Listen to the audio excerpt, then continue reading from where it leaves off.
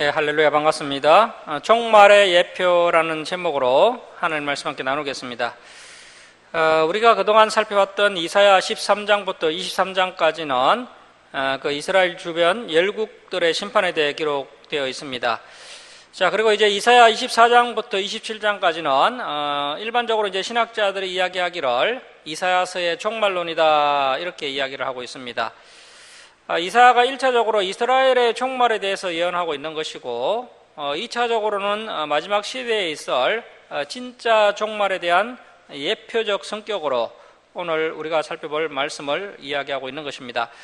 그래서 오늘 본문을 보기 전에 우리가 생각해야 할 것이, 우리 하나님께서 이제 심판하신다고 하실 때 그 심판이 이 세상 전체를 심판하신다는 그런 경우도 있고요, 아니면 어떤 한 지역이나 이스라엘 민족에 국한된 그런 국지적 심판을 말씀하시는 경우도 있습니다.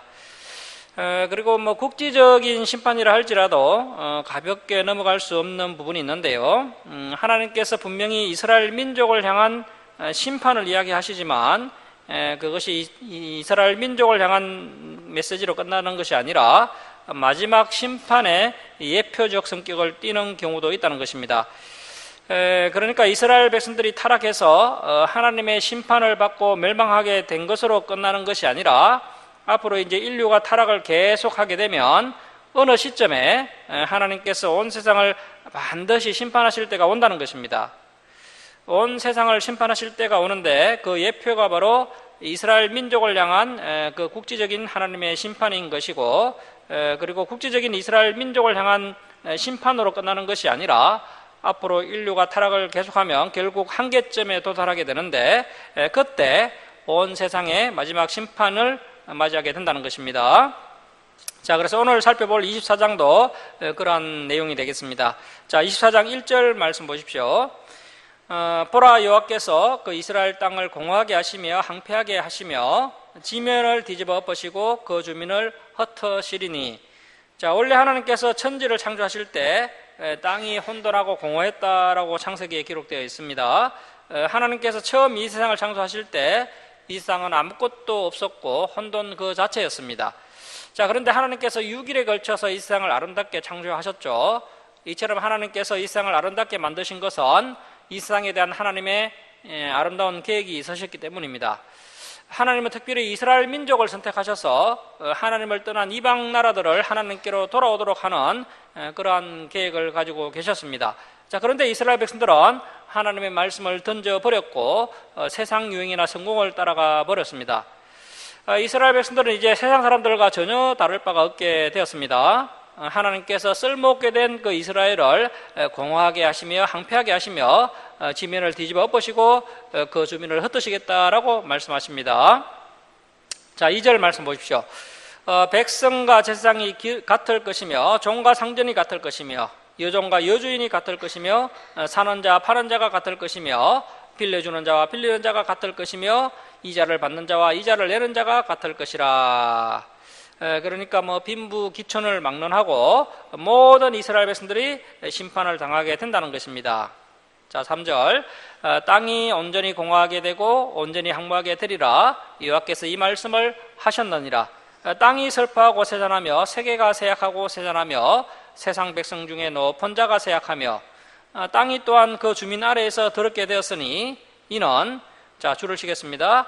그들이 율법을 범하며 율례를 어기며 영원한 언약을 깨뜨렸습니다.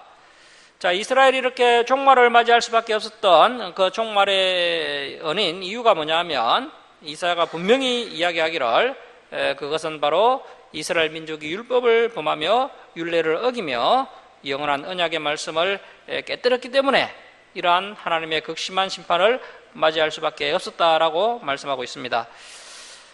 그래서 저와 여러분이 생명의 길은 단 하나라는 것을 분명히 알아야 됩니다. 이 진리의 말씀을 붙잡으면 우리는 이 심판에서 숨겨주시는 은혜를 경험하게 될 것입니다. 하지만 이 진리의 말씀을 붙잡지 않고 세상을 따라가면 저와 여러분 역시 하나님의 진노의 심판을 받을 수밖에 없다는 것입니다. 그 기준이 바로 이 성경 말씀이 되겠습니다. 자, 6절 말씀 보시면 그러므로 저주가, 자, 이 저주는 또 징계와는 다른 것인데요. 징계는 사랑의 매라고 할 수 있겠죠. 하나님께서 사랑의 매로 그 자녀가 더 성숙하고 성화된 자녀로 성장하기를 기대하시는 바람으로 때리시는 것이 징계입니다. 그러나 이 저주는 다릅니다. 이 저주는 끝장나는 심판이죠.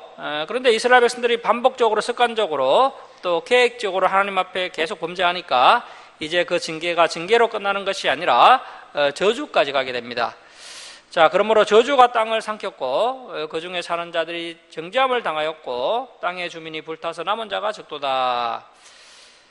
그래서 하나님께서 사랑이 많으셔서 이스라엘을 완전히 진멸해 버리지 않으시고 소수의 남은 자를 남기십니다. 그래서 간절히 바라기는 하나님의 진노의 심판이 임하셨을 때 그 남은 자의 저와 여러분 그리고 우리의 다음 세대가 포함되기를 바랍니다. 자, 7절 말씀 보십시오. 새 포도즙이 슬퍼하고 포도나무가 세잔하며 마음이 즐겁던 자가 다 탄식하며 속고치는 기쁨이 그치고 즐거워하는 자의 소리가 끊어지고 수금 타는 기쁨이 그쳤으며 노래하면서 포도주를 마시지 못하고 독주는 그 마시는 자에게 쓰게 될 것이라. 약탈을 당한 성읍이 허물어지고 집마다 닫혀서 들어가는 자가 없으며 포도주가 없으므로 거리에서 부르짖으며 모든 즐거움이 사라졌으며 땅의 기쁨이 소멸되었도다. 성읍이 항모하고 성문이 파괴되었느니라. 자, 이렇게 이스라엘이 철저한 심판을 받게 될 것을 이사야가 예언하고 있습니다. 자, 그런데 이러한 철저한 하나님의 심판이 어디에 임하게 되느냐 하면, 자, 13절입니다. 세계 민족 중에 이러한 일이 있으리니. 자, 우리가 일반적으로 세계 민족 중에라고 하면요, 온 세상 열방 가운데 이러한 하나님의 종말이 있게 될 것이다. 물론 마지막 때에 그런 일이 분명히 있게 될 것이죠. 하지만 오늘 본문이 기록될 때 1차적인 하나님의 본 뜻은요, 온 민족들이 심판을 당한다 그런 뜻은 아니고요. 이 세계 민족 중에라는 히브리어를 보면 타에크라는 히브리어를 쓰는데 타에크는 중앙, 한가운데라는 의미입니다. 그래서 이제 세계 민족 한가운데 그런 뜻이죠. 세계 민족 한가운데는 바로 이 팔레스타인 지역, 그러니까 가나안 땅, 이스라엘 민족을 의미하는 것입니다.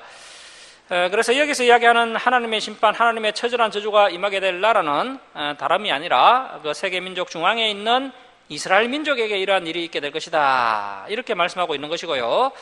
그래서 1차적인 의미는 이스라엘을 심판하신다는 말씀이고, 그리고 최종적으로는 우리가 살고 있는 이 땅으로 이제 때가 되면 전 우주적인 하나님의 심판이 임하게 될 것이기 때문에 이 말씀을 예표적인 말씀으로 삼아야 한다는 것입니다.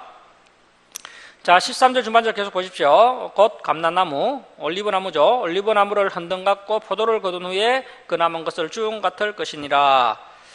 자, 얼마나 하나님의 심판이 극심한지 하나님께서 그 감람나무에 남아있던 열매를 다 흔들어서 떨어뜨려 버리실 정도로 예루살렘의 심판이 아주 극심하다는 겁니다. 그리고 포도를 거둔 후에 그 남은 것을 주울 정도로 하나님의 심판이 극심하다는 겁니다.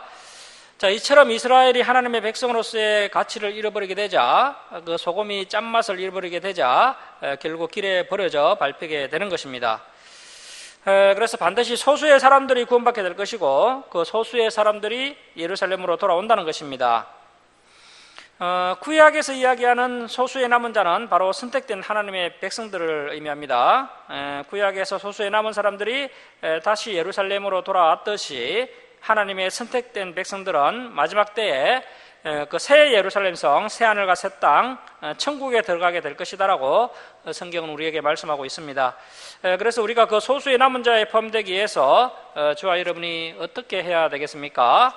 이 하나님의 말씀을 굳게 붙잡고 넓은 길로 가는 삶을 선택하지 마시고 범사의 좁은 길을 선택할 때 그 소수의 남은 자에 저와 여러분이 포함될 수 있다는 것입니다.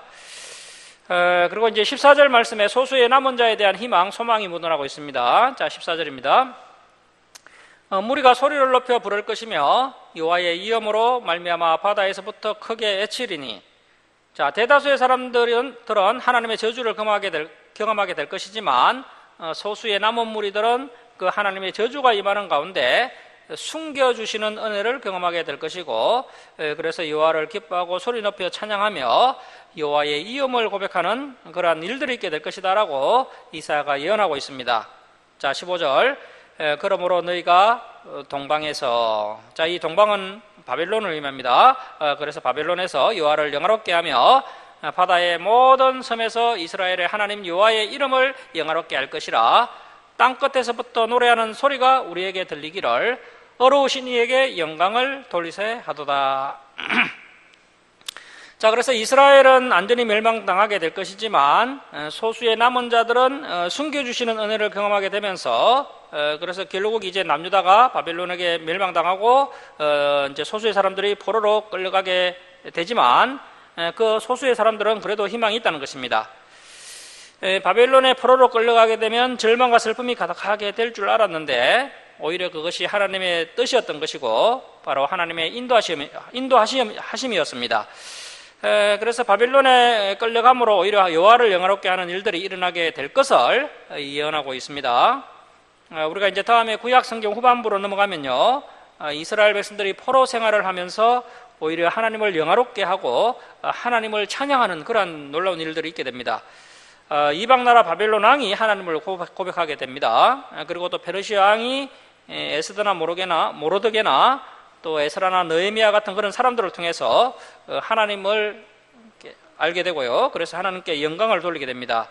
그래서 온 백성에게 여호와 그가 하나님이시다라는 조서까지 반포하는 것을 우리가 이제 앞으로 살펴보게 될 것입니다.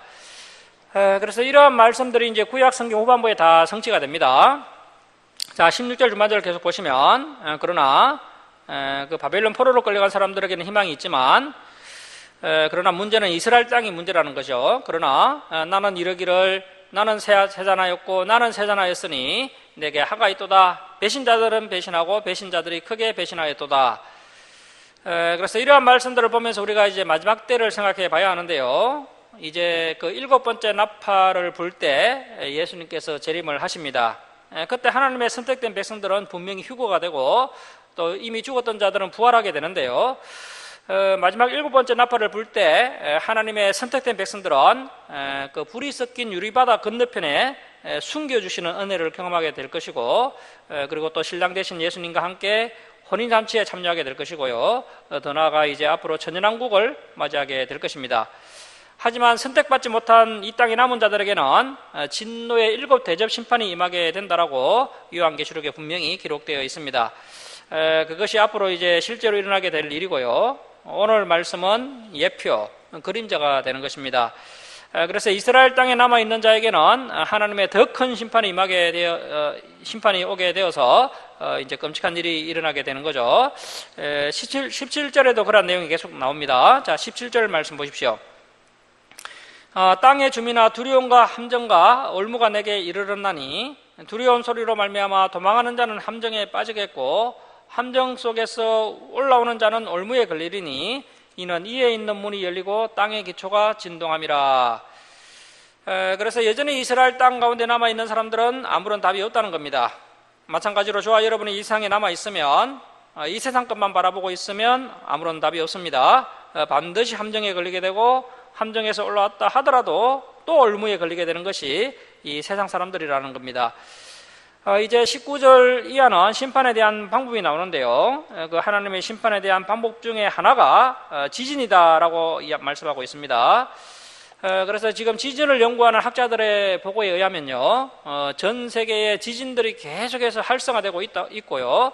또 화산 분출과 지층의 흔들림이 아주 눈에 뜰 정도로 아주 잦아지는 것을 볼 수가 있습니다. 우리나라도 뭐 지진 발생 횟수가 과거와는 다르게 매우 빈번하게 일어나고 있습니다. 그러나 뭐 우리 주님이 오시려면 아직 더 상당히 세월이 더 흘러가야 됩니다. 왜 그러냐면 아직도 성취되어야 할 말씀들이 많이 남아 있기 때문입니다. 자, 19절 말씀 보십시오. 땅이 깨지고 깨지며 땅이 갈라지고 갈라지며 땅이 흔들리고 흔들리며 땅이 치한 자같이 비틀비틀하며 언두막같이 흔들리며 그 이에 제약이 중함으로 떨어져서 다시는 일어나지 못하리라. 그래서 이 지진이요, 우리가 그 아모스서에 살펴본 것처럼 아마도 이제 우시양 때 있었던 그 지진인 것 같습니다. 이 지진이 얼마나 강력했던지요, 산이 심리 밖으로 밀려날 정도로 아주 엄청난 지진이 우시양 때 일어났던 것을 그 아모스서에서 우리가 확인할 수가 있습니다. 당시에 이러한 엄청난 지진이 일어난 다음에 이스라엘 민족 가운데 하나님의 심판이 임했던 것처럼 우리가 살고 있는 이 시대 역시 마지막 때가 오기 전에 이러한 큰 지진들이 계속해서 일어나게 될 것입니다. 자, 그리고 이제 21절 이하는 전혀 다른 이야기가 나오는데요. 자, 그날에는 정말 마지막 때를 이야기하는 것으로 보입니다. 정말 인류 역사 마지막 그날에 여호와께서 높은 데서 자, 줄을 칩니다. 높은 군대를 벌하시며 땅에서 땅의 왕들을 벌하시리니. 그래서 이제 이 다른 번역서를 보면요, 이 높은 군대를요, 하늘의 건세자들 이렇게 번역을 했습니다. 그래서 일반 군대는 아닙니다. 하늘의 영적인 군대입니다. 그래서 이 높은 군대는 아마도 그 공중의 건세 잡은 자, 마귀의 군대를 이야기하는 것으로 보이고요. 그래서 하나님의 특정한 때가 되면 하나님께서 마귀와 그 귀신들의 군대를 반드시 멸할 날이 온다는 것입니다. 그래서 요한계시록을 보면요, 이러한 일이 정말 마지막 때 일어나는 것을 볼 수 있는데요.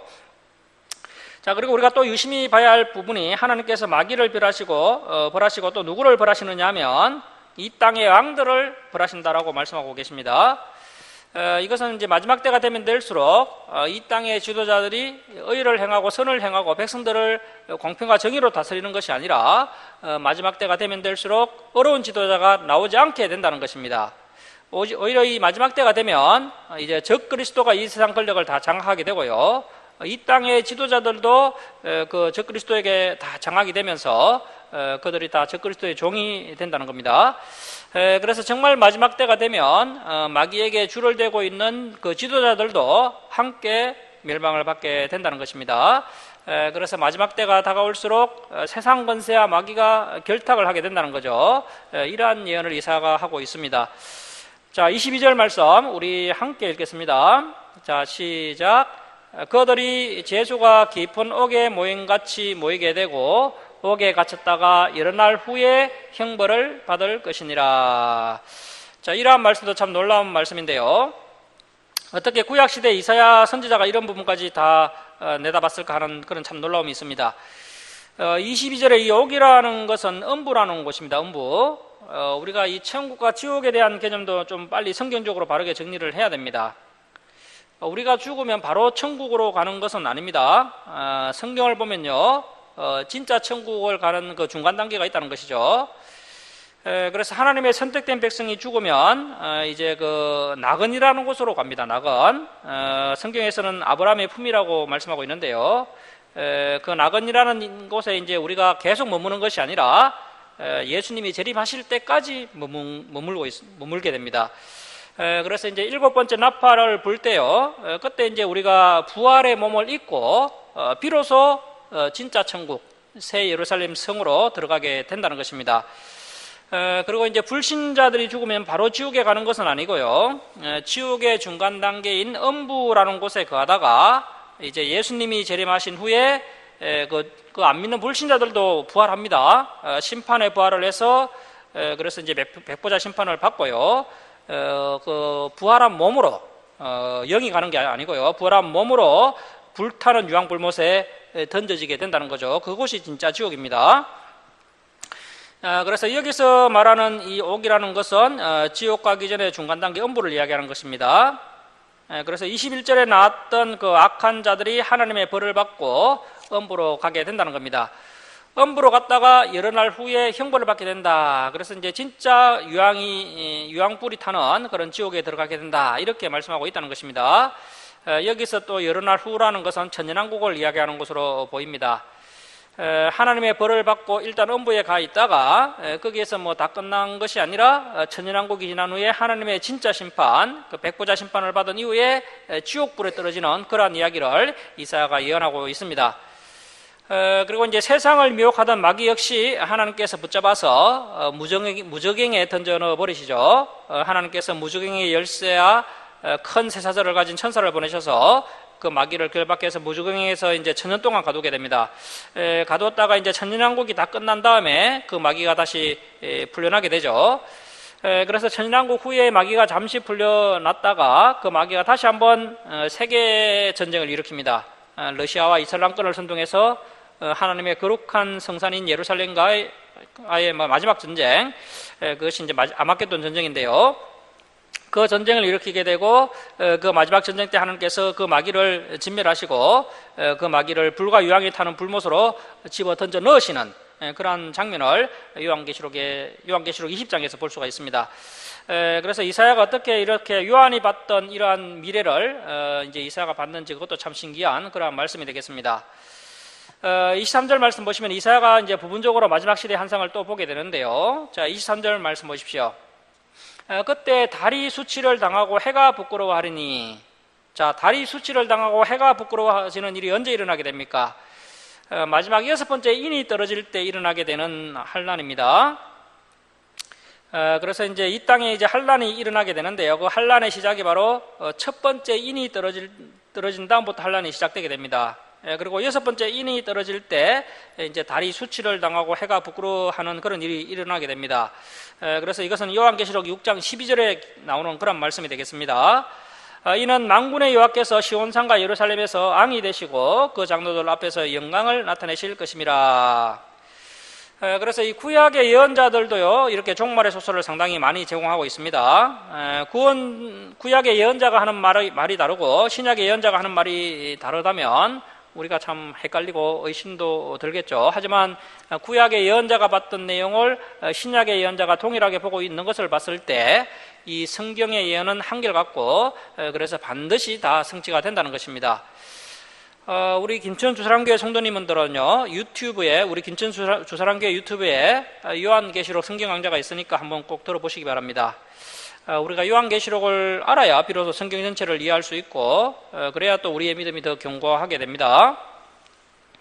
요한계시록을 잘 알지 못하는 성도님들은 제가 지금 하는 이 이야기를 들어도 무슨 황당한 이야기인가 하실 건데요. 하지만 우리가 이제 요한계시록을 잘 살펴보면요, 이 구약의 이 말씀이 요한계시록의 이 말씀과 연관이 있구나 하면서 알게 된다는 겁니다.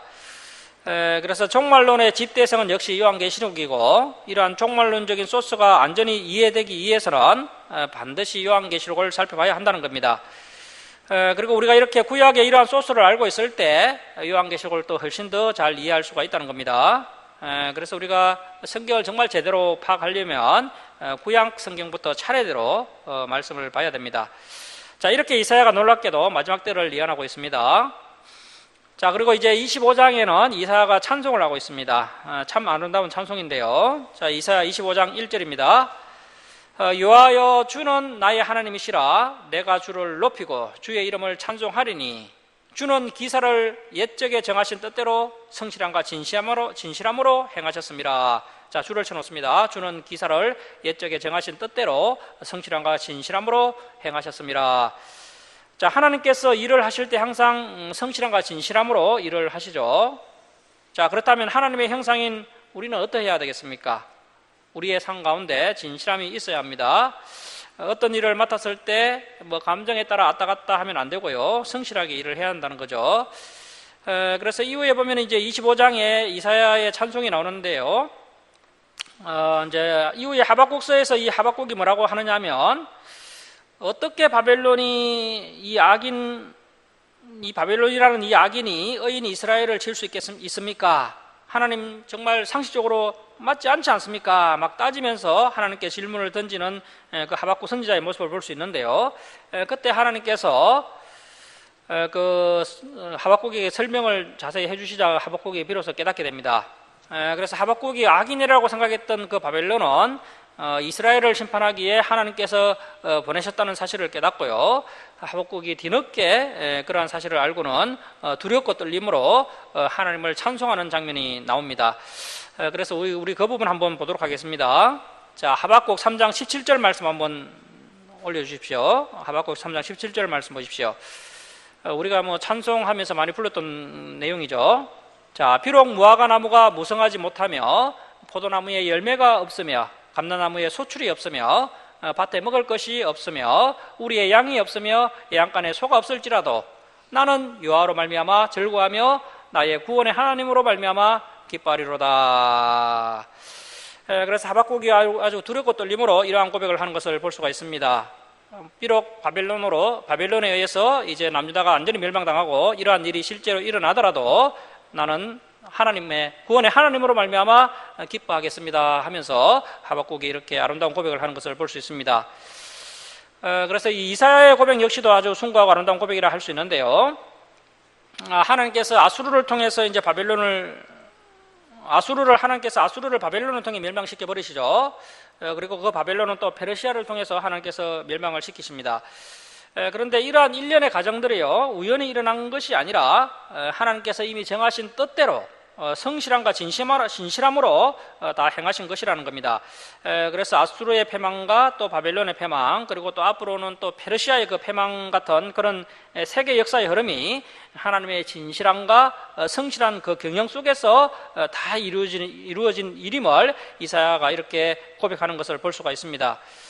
그래서 이사야가 궁극적으로 이렇게 이야기하는 것은요, 무너질 세상 나라를 의지하지 말고 그런 세상 것에 소망을 두지 말라는 것입니다. 격동하는 세상 가운데 영원하신 하나님만을 바라보며 그 하나님만을 찬양할 수 없느냐, 이렇게 이사야가 이야기하고 있습니다. 여러분, 우리가 봤을 때 저 중국이 영원히 지속될 것 같지 않습니까? 그리고 저 미국이 영원히 세계 초강대국으로 계속 남아 있을 것 같아 보이지 않습니까? 하지만 이 성경의 관점으로 보면요, 어느 시점에 저 중국이나 미국 그리고 러시아 이런 세계 초강대국들이 하나님의 신실함과 성실하신 경영 속에서 결국 다 무너지게 된다는 것입니다.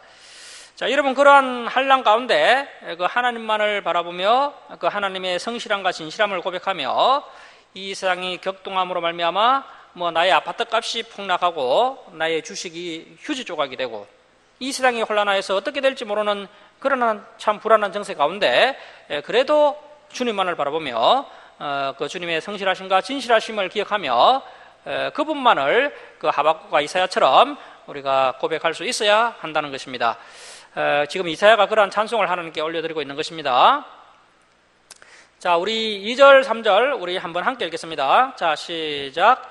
주께서 성읍을 돌무더기로 만드시며 견고한 성읍을 항폐하게 하시며 의인의 궁성을 성읍이 되지 못하게 하사 영원히 건설되지 못하게 하셨으므로 강한 민족이 주를 영화롭게 하며 포악한 나라들의 성읍이 주를 경외하리이다. 자, 포악한 나라들의 성읍이 주를 경외하리이다. 결국에 하나님의 그 성실한 진실함의 경영 속에서 이렇게 역사가 성경대로 진행되게 될 것이고, 그리고 어떤 일들이 일어나게 되느냐 하면 그 포악한 나라들의 성읍이 주를 경외하는 일이 있게 된다는 것입니다.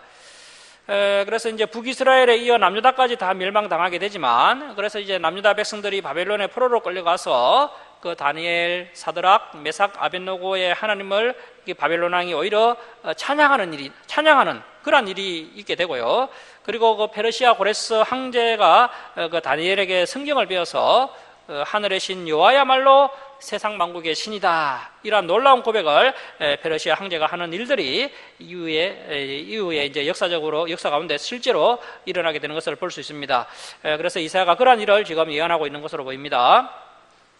자, 그리고 이제 4절 말씀 보시면 주는 포악자의 기세가 성벽을 치는 폭군과 같을 때에 빈궁한 자의 요새이시며 환난당한 가난한 자의 요새이시며 폭풍 중에 피난처시며 폭양을 피하는 그늘이 되셨사오니. 그래서 제가 방금 앞에서 잠깐 설명드렸던 것처럼 세계가 소란하고 마치 이제 바벨론이 미친 사자처럼 온 세계를 돌면서 그 열국들을 물어 뜯을 때 가장 안전한 곳은 바로 사자굴이죠. 그래서 이제 그 사자굴, 즉 바벨론이 가장 안전한 장소이고, 하나님께서 소수의 남은 자들을 바벨론의 포로로 끌려가게 하셔서 그곳에서 빈궁한 자의 요새, 폭양을 피하는 자의 그늘처럼 그런 숨겨주시는 은혜를 경험하게 하신다는 것입니다. 그래서 앞으로 우리가 맞이하고 있는 이 시대는 이제 갈수록 어렵고 더 힘든 시대가 돌아가게 될 텐데요. 그럴 때 우리가 소수의 남은 자처럼 하나님 앞에서 충성되게 신실하게 살아간다면 하나님께서 반드시 그 가운데 우리에게 빈궁한 자의 요새, 또 폭풍 중에 피난처를 제공하셔 주신다는 것입니다. 그래서 이 혼란한 정세 가운데 남유다 백성들이 이렇게 하나님의 은혜를 경험하게 됩니다. 자, 이제 25장 5절 말씀 보십시오. 마른 땅에 폭양을 재앙같이 주께서 이방인의 소란을 거치게 하시며 폭양을 구름으로 가림같이 포악한 자의 노래를 낮추시리다. 그래서 숨겨주심의 은혜를 경험한 사람들의 찬양은 높아지고요, 포악자들의 노래는 낮아지는 그런 일들이 일어나게 될 것이다. 결국에는 바벨론이나 페르시아가 이제 페르시아의 그런 소란을 다 거치게 하실 것이다, 이런 이야기를 하고 있습니다. 자, 6절. 만군의 여호와께서 이 산에서 만민을 위하여 기름진 것과 오래 저장하였던 포도주로 연회를 베푸시리니. 그래서 이 연회는 소수의 남은 자들을 위한 연회입니다. 연회를 베푸시리니 곧 골수가 가득한 기름진 것과 오래 저장하였던 맑은 포도주로 하실 것이며, 또 이 산에서 모든 민족의 얼굴을 가리게 하여 열방에 덮인 덮개를 제하시며. 자, 8절 줄을 씁니다. 사망을 영원히 멸하실 것이라. 주 여호와께서 모든 얼굴에서 눈물을 씻기시며 자기 백성의 수치를 온 천하에서 제하시리라. 여호와께서 이같이 말씀하셨느니라. 그래서 때가 되면 하나님께서 사망을 영원히 멸하시겠다. 하나님의 백성들의 눈에서 눈물을 다 씻기시며 그들의 수치를 온 천하에서 제하시리라. 이렇게 분명히 그러한 때가 우리에게 분명히 올 줄 믿으시기 바랍니다. 자, 9절입니다. 그날에 말하기를 이는 우리 하나님이시라. 자, 줄치고 발표하겠습니다. 우리가 그를 기다렸으니. 자, 여러분, 이러한 환난의 때에 얼마나 정말 이스라엘 백성들이 하나님을 기다렸겠습니까? 이 소수의 남은 자들이 그 엄청난 환난과 세상이 격동할 때 얼마나 참 주님을 사모했겠습니까? 자, 우리가 그를 기다렸으니 그가 우리를 구원하시리로다. 이러한 놀라운 고백을 하고 있습니다. 여러분, 우리가 이제 마지막 시대에 이제 우리 성도님들이 가져야 할 최고의 덕목이 있습니다. 바로 인내와 오래 참음입니다. 오래 참음, 인내. 그래서 인내하지 못하고 오래 참지 못하면요, 하나님의 구원을 경험할 수 없다는 것입니다. 그래서 기다린 자에게 하나님의 구원이 있게 된다는 것이죠. 자, 우리가 그를 기다렸으니 그가 우리를 구원하시리로다. 그래서 이것이 바로 이사야서의 또 주제입니다. 그래서 줄치고 발표해놨습니다. 이는 여호와시라. 우리가 그를 기다렸으니 우리는 그의 구원을 기뻐하며 즐거워하리라 할 것이며. 그래서 참 이것이 믿음인 것 같습니다.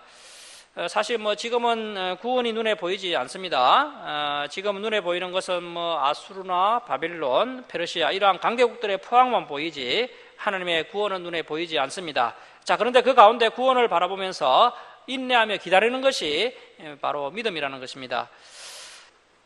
자, 그리고 이제 10절 이하는 잠깐 모압의 심판에 관한 말씀이 나오는데요. 자, 10절 말씀 보십시오.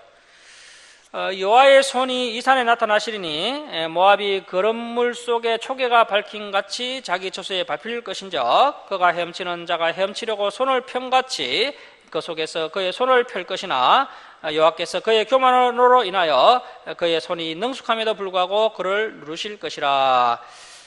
자, 이 모압의 손이 능숙하다라고 말씀하고 있는데요.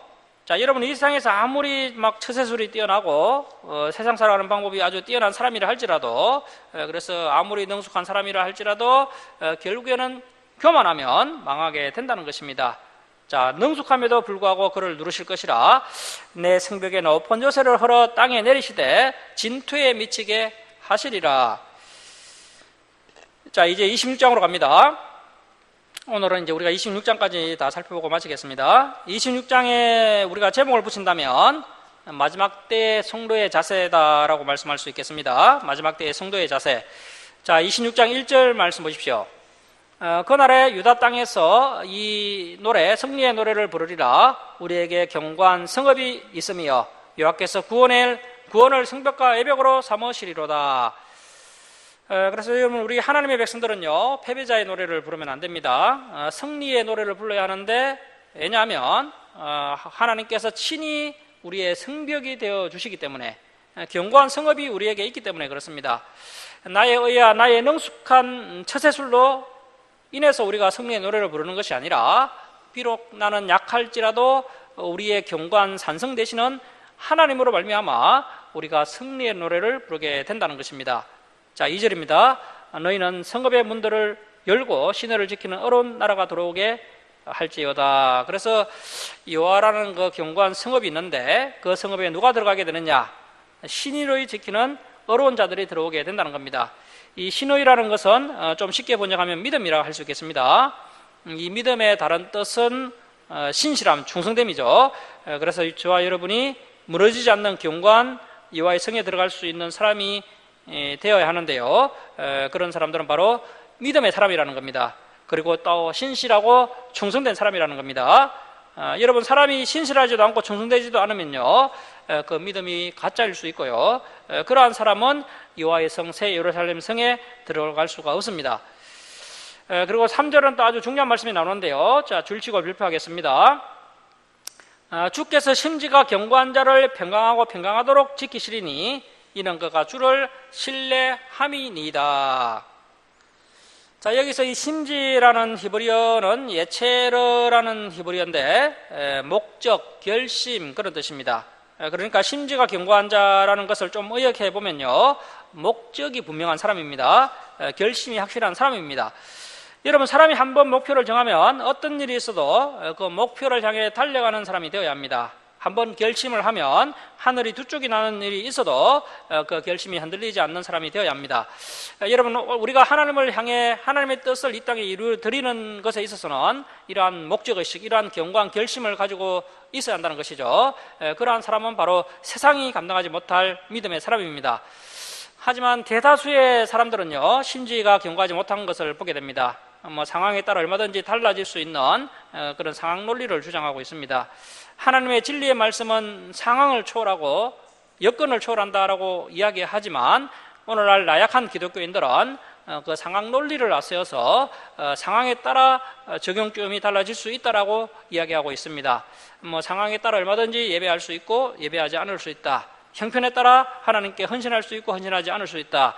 그야말로 편의주의와 자기 소견에 옳은 대로 선택하고 판단하는 오늘날 나약한 그리스도인의 모습을 볼 수가 있는데요. 그래서 아하스처럼 조금만 어려운 일이 닥치고 환란이 닥치면 마치 숲이 바람에 흔들린 같이 흔들리는 그런 참 변덕스럽고 약한 마음, 그런 충동질을 당하는 마음이 있는데, 그러한 참 약한 마음에는 마귀가 역사하기가 쉽습니다. 그래서 그런 마음이 아니라 정말 태산이 앞을 가로막고 태풍이 몰아치고 그래서 이제 그러한 어려운 일이 있더라도 우리가 묵묵히 진리를 추구하고 진리를 선택하며 전진할 수 있는 그런 강하고 담대한 마음의 소유자가 되어야 하는데요.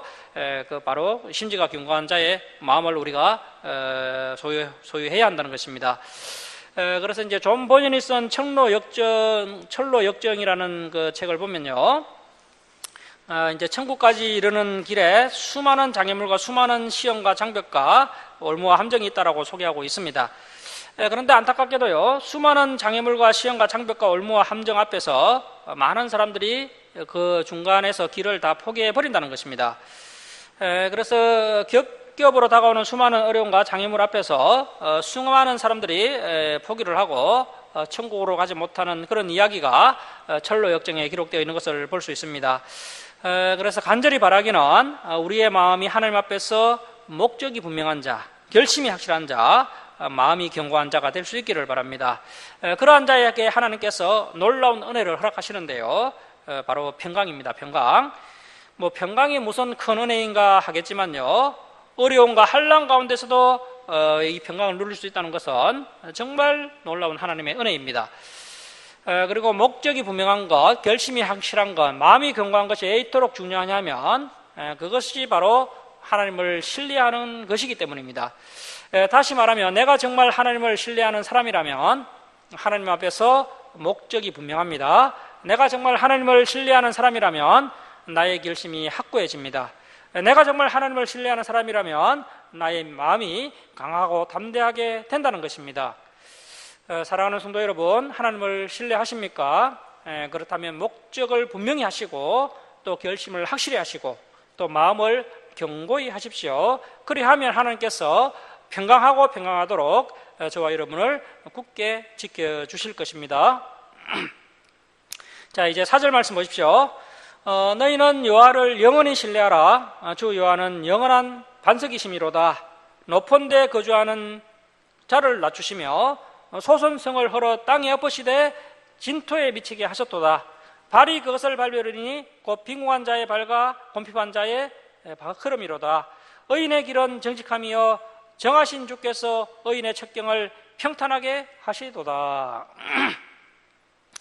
자, 그래서 여러분, 우리는 참 정직해야 됩니다. 오늘날 많은 사람들이 자기에게 이익이 된다면 정직하게 행하지 않는 경우를 볼 수가 있는데요. 하지만 우리 그리스도인들은 정말 정직해야 합니다. 우리 하나님께서도 정직하시기 때문에 우리 백성들도 정직해야 한다는 거죠. 그리고 우리가 이렇게 정직하게 행하면요, 하나님께서 우리의 삶을 아주 평탄하게 해 주신다고 약속하고 있습니다. 그러면 뒤집어 말하면요, 정직하지 않는 사람들은 평탄한 길을 기대할 수가 없다는 것이죠. 많은 사람들이 이야기합니다. 정직하면 손해를 본다라고 말하는데요. 하지만 성경은 절대 그렇게 말씀하지 않습니다. 정직하면 평강에 평강을 더해주겠다. 정직한 자에게 의인의 척경을 평탄하게 해주겠다라고 말씀하십니다. 그래서 이사야가 주님을 찬양했던 것처럼 이 거짓이 판치는 세상 가운데 정직한 나의 삶으로 주님을 찬양할 수 있는 그러한 저와 여러분이 되어야 할 것입니다. 자, 8절 말씀 보십시오. 여호와여, 주께서 심판하시는 길에서 우리가 주를 기다리셨사오며 주의 이름을 위하여 또 주를 기억하려고 우리의 영혼이 주를 사모하나이다. 밤에 내 영혼이 주를 사모하였은즉. 자, 여러분들은 밤에 주님을 사모하고 계십니까? 요즘은 TV와 인터넷이 아주 발달해서 밤에 주님을 사모하기가 어렵죠. 여러분, 우리가 예전에 하나님을 처음 만났을 때 정말 주님을 꿈꾸고 밤에도 정말 주님을 묵상하는 그런 때가 우리 저와 여러분에게 있었을 겁니다. 자, 그러면 지금 믿음의 경륜이 깊어지면 깊어질수록 밤이 되면 더 주님을 묵상하고 더 주님을 사모하는 마음이 우리에게 있어야 하는데요. 오늘날 그 인터넷, 스마트폰, TV 때문에 밤에 주님을 사모하는 마음이 사라져 버렸습니다. 그래서 다시 한번 우리 주사랑교회 성도님들은 정말 밤에 내 영혼이 주님을 사모합니다, 이런 고백을 할 수 있는 마음이 다시 회복되었으면 좋겠습니다. 그렇게 되려면 우리가 이제 인터넷, 스마트폰을 줄이고요, TV 시청도 좀 줄여야 합니다. 자, 9절 상반절 계속 보십시오. 내 중심이 주를 간절히 구하오리니 이는 주께서 땅에서 심판하시는 때에 세계의 거민이 의를 배움이니이다. 그래서 대다수의 사람들은 가만히 두면 하나님의 의를 배우지 못합니다. 결국 하나님의 진노의 심판이 임해야 그때 이제 비로소 정신을 차리고 하나님의 의를 배우게 된다는 겁니다. 그 대표적인 사람들이 이스라엘 백성들이죠. 그리고 주변에도 이렇게 환난이 닥쳐야 다시 주님을 의지하고 교회로 나오는 분들이 있습니다. 자, 10절 말씀 보십시오. 악인은 은총을 입을지라도 그 의를 배우지 아니하며 정직한 자의 땅에서 그 악인은 불의를 행하고 여호와의 위엄을 돌아보지 아니하도다. 여호와여, 주의 소리 높이 들릴지라도 그들이 보지 아니하오나 백성을 이하시는 주의 열성을 보면 부끄러워할 것이라. 불의 주의 대적들을 사르리이다. 여호와여, 주께서 우리를 위하여 평강을 베푸시오리니 주께서 우리의 모든 일도 우리를 위하여 이루심이니이다. 여호와 우리 하나님이시여, 주 외에 다른 주들이 우리를 가난하였사오나 우리는 주만 의지하고 주의 이름을 부르리이다. 그래서 이 남유다 백성들이 가나안 땅에 편안하게 살 때는 하나님을 신뢰하지 않고요, 하나님의 말씀을 버리고 세상으로 갔습니다. 결국 하나님의 징계로 나라가 망하고 바벨론의 포로로 끌려가고 말았습니다. 그렇게 남유다 백성들이 인생 밑바닥에서 가만히 생각을 해보니까요, 그들이 가지고 있었던 그 하나님의 율법이나 성전이 얼마나 탁월하며 가치가 있는 것인지를 비로소 깨닫게 되었습니다. 그래서 그들은 포로가 되자 비로소 주만 의지하고 주의 이름을 부르겠다라고 고백을 하였습니다. 이것이 바로 하나님이 이스라엘을 다시 회복하기 위한 그런 하나님의 놀라운 하나님의 계획이었던 거죠. 그래서 바벨론의 포로로 끌려가게 하셨던 것, 그것이 이스라엘을 다시 회복시키기 위한 하나님의 계획이었다는 겁니다. 자, 14절 말씀 보십시오. 그들은 죽었은즉 다시 살지 못하겠고 사망하였은즉 일어나지 못할 것이니 이는 주께서 벌하여 그들을 멸하사 그들의 모든 기억을 없이 하셨음이니이다. 여호와여, 주께서 이 나라를 더 크게 하셨고 이 나라를 더 크게 하셨나이다. 스스로 영광을 얻으시고 이 땅의 모든 경계를 확장하셨나이다. 여호와여, 그들이 환난 중에 주를 악마하여 싸우며 주의 징벌이 그들에게 임할 때 그들이 간절히 주께 기도하였나이다. 여호와여, 잉태한 여인이 상기가 임박하여 상고를 겪으며 부러지전같이 우리가 주 앞에서 그와 같으니이다. 우리가 잉태하고 상고를 당하였을지라도 바람을 날 것 같아서 땅의 구원을 베풀지 못하였고 세계의 거민을 출산하지 못하였나이다. 자, 잉태한 여인이 해산할 때 부러지는 소리가 가장 절박한 소리죠. 남유다 백성들은 그동안 기도하지 않았습니다. 그런데 정말 나라가 망할 지경이 되자 그들은 뒤늦게 부르짖으며 기도했지만 결국 바람을 낳은 것 같이 아무런 소득이 없었습니다. 왜 그렇습니까? 평소에 하나님의 말씀을 사모하고 그 말씀대로 살기에 몸부림을 치며 또 평소에 우리의 연약한 모습을 내어놓고 기도하는 자세가 있을 때 하나님의 도우심이 임하시는 것이지, 평소에 제약 가운데 살다가 어려운 일이 닥친 후에 그때 울고불고 하는 것은 이미 늦는다는 것입니다. 물론 그때도 간절히 부르짖으면 하나님께서 불쌍히 여기시고 응답해 주시는 경우가 있지만, 이미 그때는 시험이라는 시험은 다 당하고 매라는 매는 다 맞은 경우죠. 그래서 하나님의 백성들은 평소에 하나님의 말씀을 붙들고 기도하는 것이 아주 중요합니다. 자, 이제 19절 말씀은 앞에서 말씀드렸던 7번째 나팔을 불 때 하나님의 백성들이 휴거를 받고 부활하는 그런 이야기를 19절에서 말씀하고 있습니다. 자, 19절 말씀 보십시오. 주의 죽은 자들은 살아나고 그들의 시체들은 그 부활의 몸을 입고 일어나리이다. 티끌에 누운 자들아 너희는 깨어 그래서 부활해서 노래하라. 주의 이슬은 빛난 이슬이니 땅이 죽은 자들을 내어 놓으리로다. 자, 여기에 고린도전서 15장 51, 52절이라고 적어 놓으십시오. 고린도전서 15장 51, 52절.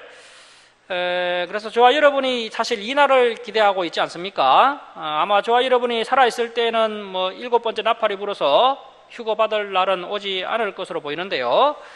우리의 다음 세대에 이제 그러한 일이 일어나게 됩니다. 그렇다면 저와 여러분은 이제 이 땅에서 순수하며 살다가 이제 육신은 땅에 묻혀 있을 것인데, 하장해도 상관없습니다, 여러분. 하나님께서는 그 흩어진 뼈가루들 다 모아서 우리를 다 부활시키시니까 걱정하지 않으셔도 되고요. 그래서 이제 주님이 이 땅에 다시 오실 때, 그때 이제 죽었던 자들이 썩지 아니할 것으로 다시 부활하여서 이제 신랑 대신 예수 그리스도를 맞이하게 된다는 겁니다. 자, 그런 이야기를 이렇게 이사야가 지금 예언하고 있는 겁니다. 자, 그러면서 이제 20절 말씀 보십시오. 내 백성아 갈지어다. 내 밀실에 들어가서 내 문을 닫고 분노가 지나기까지 잠깐 숨을지어다. 그리고 20절은 이제 바벨론 70년 포로 기간을 말씀하는 것으로 보이고요. 그리고 2차적으로는 조금 전에 말씀드렸던 것처럼 이제 7번째 나팔을 불 때 하나님의 백성들이 부활의 몸을 입고 휴거하게 되고요. 그리고 들림받은 백성들이 계속 들려 있는 것이 아니고 불이 섞인 유리바다 건너편에 잠깐 숨어 있게 됩니다. 그 불이 섞인 유리바다 건너편에서 이제 어린 양의 노래를 부르면서 구원해 주신 그 예수 그리스도를 찬양하는 일이 있게 될 것을 예언한 말씀이라고 볼 수 있고요. 그리고 이것은 또 요한계시록 15장에 나오는 이야기죠. 그래서 20절 옆에는 요한계시록 15장이라고 좀 기록해 놓으시고요. 요한계시록 15장. 자, 21절 말씀 보십시오. 보라, 여호와께서 그의 초소에서 나오사 땅의 거민의 제약을 벌하실 것이라. 땅이 그 위에 찾았던 피를 드러내고 그 살해당한 자를 다시는 덮지 아니하리라. 그래서 휴거받은 성도들은 불이 섞인 유리바다 건너편으로 피하도록 하셔서 숨겨주시는 은혜를 입은 가운데요, 이제 어린 양의 노래를 부르면서 평화로운 시기를 보내게 되고요. 반면에 이 땅의 남은 자들은 어떻게 됩니까? 그 휴거받지 못한 사람들은 이제 진노의 7 대접재앙이 임하여서 그 26장 21절에서 이야기하고 있는 그러한 심판이 임하게 됩니다. 그래서 26장 21절 옆에다가요, 요한계시록 16장이라고 적어 놓으십시오. 요한계시록 16장. 그리고 이제 27장 1절은 사실은 그 26장 끝에 포함되어야 자연스럽습니다. 그래서 편집이 잘못되어서 27장 1절로 갔는데 사실은 26장 끝에 붙는 것이 맞습니다. 자, 우리 27장 1절 우리 마지막으로 우리 함께 읽겠습니다. 자, 시작. 그날에 여호와께서 그의 견고하고 크고 강한 칼로 날랜 뱀 리어야단 곧 꼬불꼬불한 뱀 리어야단을 벌하시며 바다에 있는 용을 죽이시리라. 그래서 요한계시록 20장 10절에 나와 있는 이야기죠. 요한계시록 20장 10절에 보면요, 드디어 마귀가 불과 유황못에 던져지게 되는데요, 참 신비롭게도 이사야도 요한 사도가 본 이 동일한 환상을 본 것입니다. 지금은 비록 사탄이 온 세상을 주무르고 있지만 이제 하나님의 때가 되면 하나님께서 그 용 사탄을 반드시 죽이신다는 것입니다. 말씀을 마치도록 하겠습니다. 사랑하는 성도 여러분, 오늘 본문 말씀을 통해서 우리가 여러 가지 하나님의 말씀을 많이 살펴보았지만 역시 가장 중요한 이야기는 이 마지막 시대에 저와 여러분이 하나님을 끝까지 신뢰해야 한다는 것입니다. 하나님을 신뢰하는 자는 하나님 앞에서 목표를 분명히 합니다. 그리고 결심을 확실히 합니다. 그리고 마음을 견고히 합니다. 하나님을 신뢰하심으로 하나님의 평강이 저와 여러분의 삶 가운데 가득하기를 주님의 이름으로 축원합니다. 자, 기도하겠습니다.